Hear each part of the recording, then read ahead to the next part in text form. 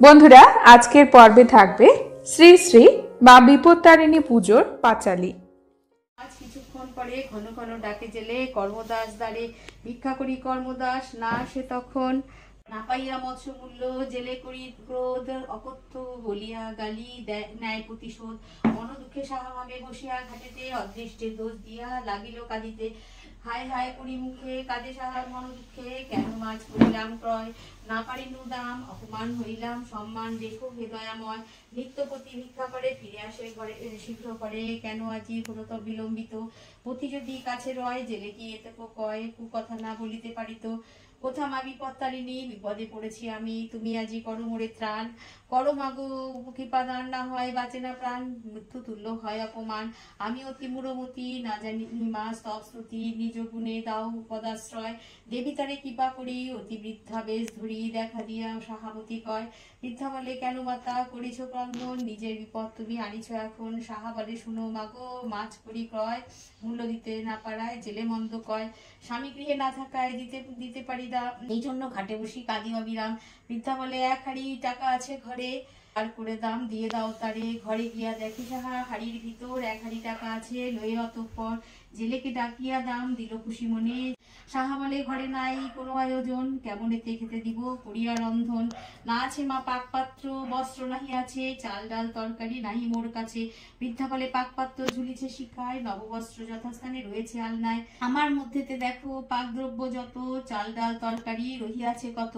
অপূর্ব মায়ের লীলা কে বুঝিতে পারে, সাহায্য করিল মানা ভক্তি সহকারে, বৃদ্ধা বলে এসো বসি দুইজনে খাই, সাহা বলে পুঁতি মোর গৃহে ফিরে নাই, বৃদ্ধা বলে রাখো ভাত বাড়িয়া তাহার, সাহা বলে অন্ন পাত্র নাহি ঘরে আর, বৃদ্ধা বলে খুঁজে দেখো আছে পাত্র অন্ন, পাত্র পেয়ে সাহা তবে রাখিল যে অন্ন, মহানন্দে দুইজনে আহারে বসিল, বৃদ্ধার প্রসাদ সাহা গ্রহণ করিল, দুইজনে শয্যা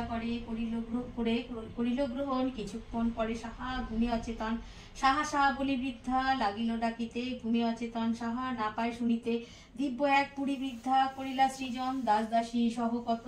মণিরত্ন ধন, নিদ্রা হতে উঠি সাহা না দেখে বৃদ্ধায়, অতুল ঐশ্বর্য দেখি চমকিয়া যায়, না হেরি বৃদ্ধায় তবে সন্ধান করিল, হবে কোন দেবী বলি মনেতে ভাবিল, ছুটিয়া গমন করে বাহির দ্বারেতে, দাঁড়ায় রয়েছে কর্ম পাইল দেখিতে, সাহারে দেখিয়া কর্ম জিজ্ঞাসা করিল এমন সুন্দর পুরী কেমন হইল, সাহা বলে দেখিলে কি বৃদ্ধা একজন, যাহার কৃপাই হলো সুন্দর ভবন, সাহা তবে সব কথা কর্মকে বলিল, কেমন এতে বৃদ্ধা সহ পরিচয় হলো, কোন দেবী হবে বলে বলে করি অনুমান, খুঁজে দেখো পাও যদি তাহার সন্ধান, খুঁজিতে খুঁজিতে কর্ম বহু দূরে যায়, অপরূপা কন্যা এক দেখিবারে পায়, জিজ্ঞাসা করে কর্ম সেই কুমারীকে, দেখিলে কি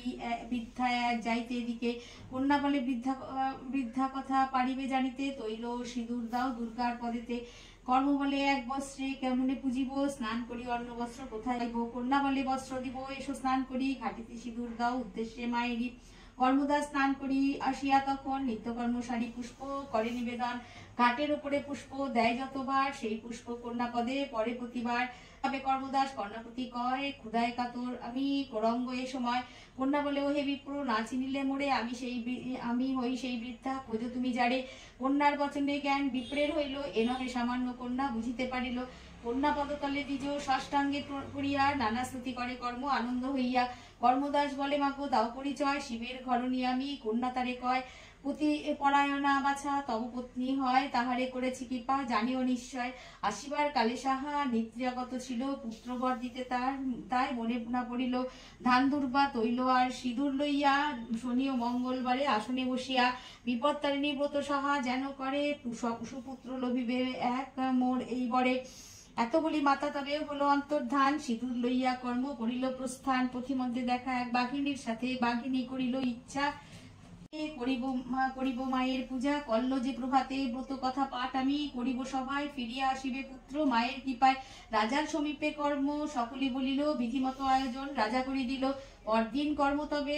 সাহাকে লইয়া বিপত্তারিণী পূজে সভা মাঝে গিয়া, ব্রত কথা শুনে যত সব সভা জানে, হেনকালে রাজপুত্র আসিল সেখানে, রাজা রানী উভয়েতে পুত্র কোলে নিল, সানন্দে ব্রাহ্মণে রাজা অর্ধরাজ্য দিল, এদিকে দেবী পরে সাহা গর্ভবতী, পঞ্চমৃত পঞ্চম মাসে খায় সাহা সতী, যথাকালে এক পুত্র প্রসব হইল, পঞ্চম বর্ষে মামাবাড়ি পাঠাইয়া দিল, তৈল সিঁদুর হাতে পুত্র সাথে নিয়ে সানন্দে ব্রাহ্মণ আসে কুটুম্ব আলয়ে শ্যালক দিগের লাভ ঐশ্বর্য দেখিয়া কুমুণ্ড কাটি রাখে কর্মের পাকেতে পুতিয়া মনে ভাবে ভগ্নিপতি নিধন করিয়া ভাগিনা করিব রক্ষা সম্পত্তি লইয়া দিন যত হয় গত সাহা চিনতে মনে পতির সন্ধানে গেল ভ্রাতার ভবনে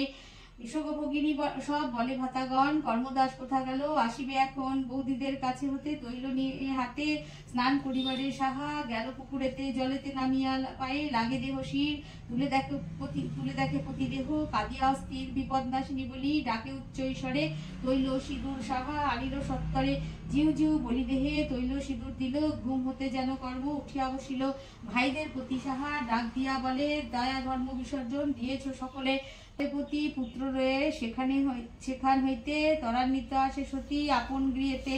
দেখিয়া শুনিয়া সবে আশ্চর্য হইল বিপদনাশিনী ব্রত প্রচার হইল ভক্তিভাবে এই ব্রত যে রমণী করে বিপদনাশিনী মাতা রক্ষা করে তারে ধনে পুত্রে লক্ষ্মী লাভ সুখ তার হয় বিপদ আপদ তার প্রভুরা হৃদয় বিপদনাশিনী মাকে ডাকু হৃদয়েতে অন্তিমেতে স্নান মাতা দিব্য চরণেতে বিপদনাশিনী ব্রত সমাপ্ত হইল প্রণতি করিয়া সবে দুর্গা দুর্গা বলো। ও মা দুর্গা।